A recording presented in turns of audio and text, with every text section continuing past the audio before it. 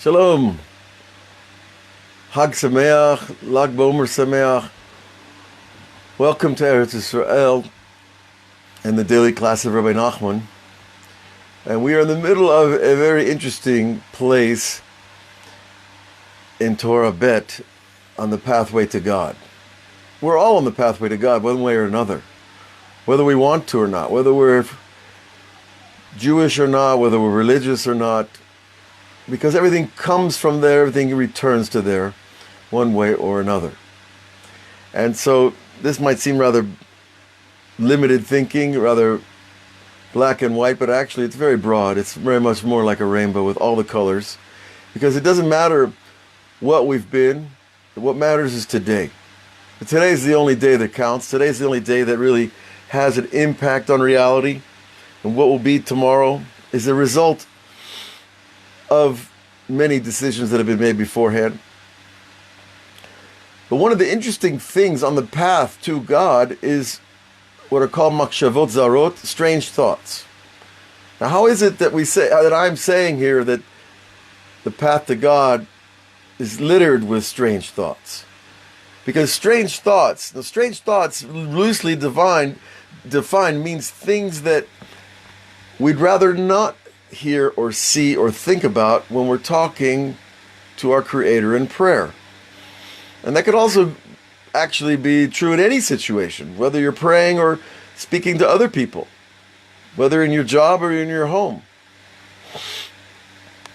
That we have thoughts that enter our mind that are unacceptable to our conscience or our consciousness or whatever accepted code we have. So these strange thoughts that the Baal Shem Tov has taught us are sparks of holiness that have fallen into the shells, into the forces of the other side, which we define as klipot in Hebrew, meaning the husks or the shells, the external forces. And our souls are from a much higher place than those external forces. So the way back to Hashem is through those.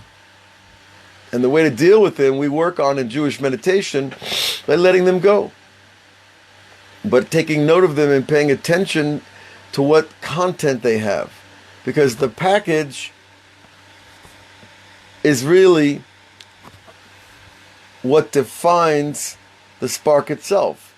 Because all sparks of holiness are sparks of desire. But whether the desire is for food or for drink or for money or for other things, those are the packages. And so those sparks want to go back to God. We have to strip away the package. We have to say, no, the desire for money is an exaggeration of the desire of the soul to be attached on high, because that's where money comes from. Rabbi Nachman says in another Torah, in our series on money on Patreon, if you have a chance to get over there, there's a whole bunch of good classes about how holiness looks at money. And so that spark comes down and it gets caught in a psychic trap called money. How do we free it? By changing our focus. By saying, you know what, I don't want to be a person that's dedicated to money. And so on and so forth through every single type of desire in this world. But the Rebbe is going to tell us, as we started to learn yesterday, that the Ikar, but the way that these thoughts come around in the first place is that we have damage in our ability to judge situations. That we don't judge situations properly. That I give too much weight to one thing and not much weight to another.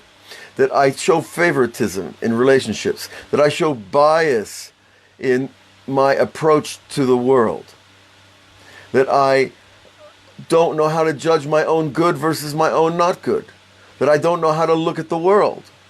All these things are aspects of what could be called the kilkul mishpat, the damage to the ability to judge. And they produce strange thoughts. Why? Because the strange thought is just a result of a predisposition or a position that I've taken. And when I face it and own it and say, you know what? I used to think this way, but I don't think this way anymore. This is not the way I'm holding. I'm dropping that thought. I'm letting that thought go. It's not my truth anymore. It was my truth one day long ago, or just a few minutes ago. But I realize that that's not really my truth anymore. And there's a million examples we could bring from everyday life. And I think the real work, of course, is to sit with ourselves and look at ourselves and look at the way I hold about things. Why am I so fierce about politics? Why am I so fierce about, my kids, or about medicine, or about the army, or about whatever it is? We have to look in those places and we'll find a certain kilkul, a certain judgment that's a little bit off balance. As a parent, you'll find it in your relationships to your kids. As a boss, you'll find it in your relationships to your employees. As a rabbi, you could find it in your relationship to your congregation, to the different members. And all of that spells strange thoughts. And they specifically come out when we go to pray, because the spark recognizes a moment where you're focusing on God. That spark's going to jump along that wire of your intention and head back home, head back to the Creator. But it has to go through the filter of our mind first. And so what we're doing is, by addressing the thought, we're cleaning the filters. And when we clean the filters, we have a pure perception. Okay, so this is a subject that you have to come back to, and you've heard me talk about it before, and I'll probably have to talk about it again, because it's something that is a long-term work. It is a process that takes time. But the kilkul mishpat, we need to fix it as soon as possible, because we make decisions based on our ability to judge. And if we're making the wrong decisions, we're going to pay for it. And why bother? Why suffer? And he brings a pasuk from the beginning of the Torah. Vayavo el ein mishpat, right? That we know that Jacob came to a well when he met Lavan, before he met his wives Rachel and Leah. And he came to the spring of just judgment. Now, sometimes you could translate mishpat as justice, but it's really comes from the root of the verb to judge. Either way, we understand En Yaakov, and En Yaakov, the well of Yaakov, Al Yedei Kilkula Mishpat, Bal Kilkula Etzi Enayim. And look what happens. By having a damage to our ability to judge, it causes damage to the eyes. The ability to see clearly is physiologically expressed. As it is written, Ki Hashochad Ya'aver Enei Chachamim. Even if you're wise and you spent your whole life accessing and gaining and increasing in wisdom, if you take bribery, it's going to blind you. It's going to put up a filter in your perception. And this is an aspect of what we started with, the idea of strange thoughts when we're on the way to Hashem through prayer. Shehem ananim demechasim ala einim. That these are the clouds that cover over the eyes. Do you ever notice that when you look at things, sometimes you think you see things that aren't there? Or you think you see something that is there, but you see it differently than other people? That is those clouds. Chiefly, you see it when you want something so badly that you imagine it in front of you. You know, the classic example is, children that are afraid, they see ghosts at night. Well, usually that's shadows on the wall, whatever. But because they're afraid of something, they create that projection in their mind.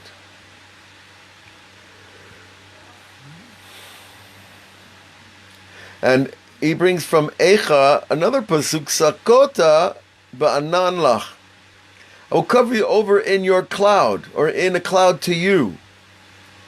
That cloud is this unclarity in your perception. Ulatid, now we get a little hope.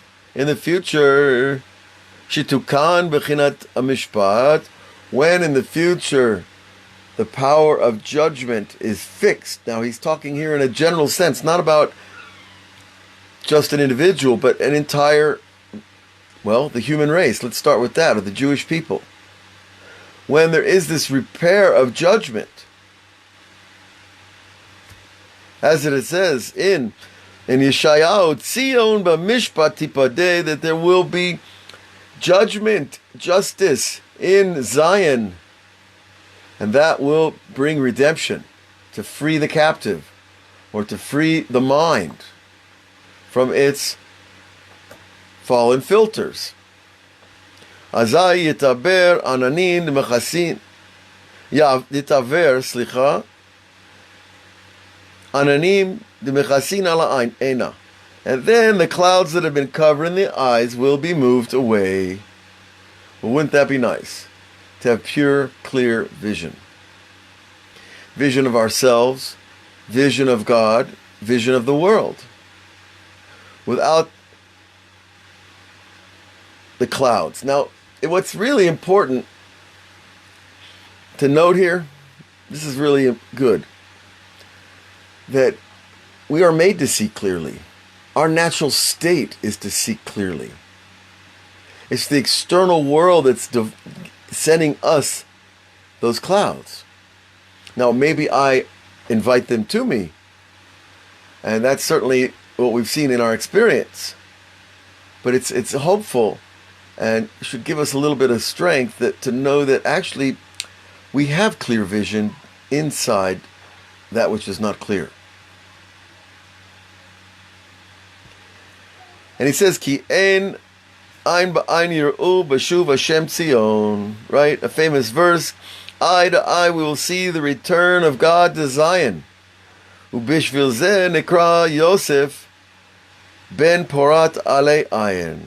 And because of this, Yosef, the one who gets the mishpat, how do we learn from tzedakah? And how did he get to the level of true tzedakah? From the level of purity in his relationships. All of that leads to this level of mishpat and redemption. And Yosef is called Ben Porat Ale Ayin, a fruitful son who lifts up the eyes, who lifts up the clarity of vision. Now, lifting up the eyes, Yaakov Avinu, in the whole Torah, he never says anything just to say it. We have to remember that. And why would he come out when he has 12 great sons, and he comes out and says, this son lifts up the eyes? What does that mean? Well, the simplest interpretation is that when Yosef would go out in public, people would notice him. He would lift up people's eyes. They would see a certain beauty and specialness and grace about him. Remember the first Torah, we learned about what is grace. Torah grace is the life force put into proper kingship, which is bringing the life force into proper expression into the world. So Yosef had this I was going to say problem. Maybe that's my filter talking, but it's not a problem unless you don't know how to deal with it. If you're an attractive, handsome, or beautiful person, and people always take notice of you, then you got a problem. What's the problem? Vanity, seduction, and all kinds of evil that come from that. So we all have to take notice.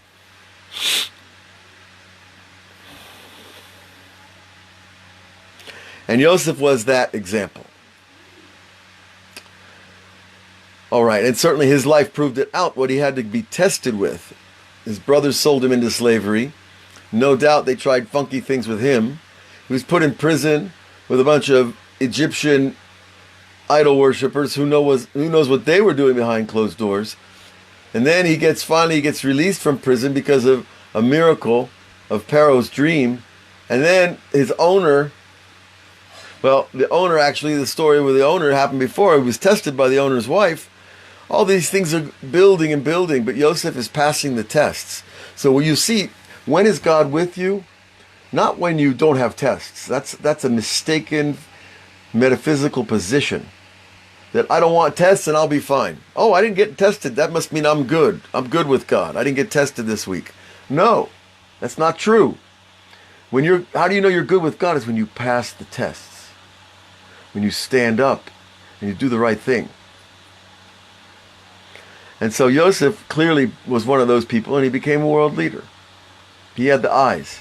He had the ability to see who those people were coming to buy grain, and to barter with them, and to trade with them, and to make Pharaoh more wealthy than anybody had ever been. Okay, so that's the end of the 5th paragraph, and we have another paragraph that says, every person needs to pay attention, to intend. Lechaven comes from the language in Hebrew of to aim. Okay, to aim. Kivun kavanot, right? Kivun is like used when you're like using a pair of binoculars or a telescope. And everybody needs to have aim in his prayer, that we should have the intention that we really want to be attached to the tzaddikim of the generation, because they're the ones that are leading the way. They've gone through the filters that we've yet to go through. Which way are you going to go in the dark? The one who has the light, or the one who's also in dark? Kikot tzaddik shebedor hu bechinat Moshe Mashiach. Now he gives us a really big phrase. That every tzaddik of the generation is called Moshe Mashiach. Moshe was the paradigm of the tzaddik ador, and of course he was the chosen one of his generation. So he says that every tzaddik ador is an aspect of Moshe Mashiach. And certainly this is something that in our generation, the greatest among tzaddikim that we can tell from the stories and from the learning and from the opinions about him was the Lubavitcher Rebbe. And the Lubavitcher said that this guy is the Mashiach, this guy is the Moshe of the generation. Though this is where it comes from. And of course in many other places written in Chassidut. And the Zohar says it as well. And as we find, Shat Tzadikim Korim Ze Leze Moshe, because the Tzadikim themselves would call each other Moshe. As it says, Moshe Shapir Kamart in the Gemara, in Masechet Shabbat, it says, there's a tzaddik there, he's not called Moshe, but they say, Moshe Shapir, beautiful thing you've said. Now, it seems like it's being used in a slight bit of facetiously.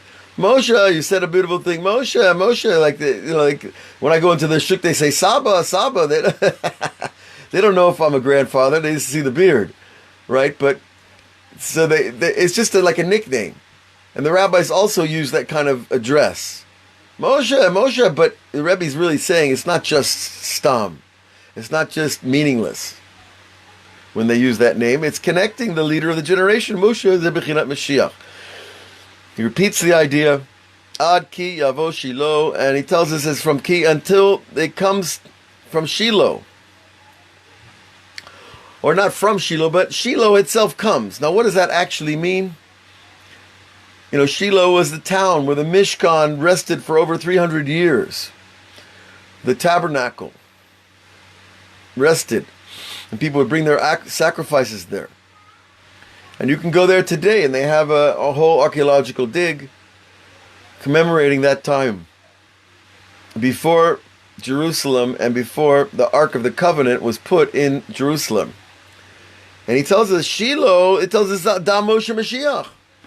So it connects the name Shiloh to Moshe. Well, why is that? Well, look at the word Shiloh. Shin, Yud, Lamed, Hey. Gematria 345. What's the gematria of Moshe? 345. So that numerical equivalence is pointing a finger to the concept that Shiloh, the place, is connected to Moshe, the person.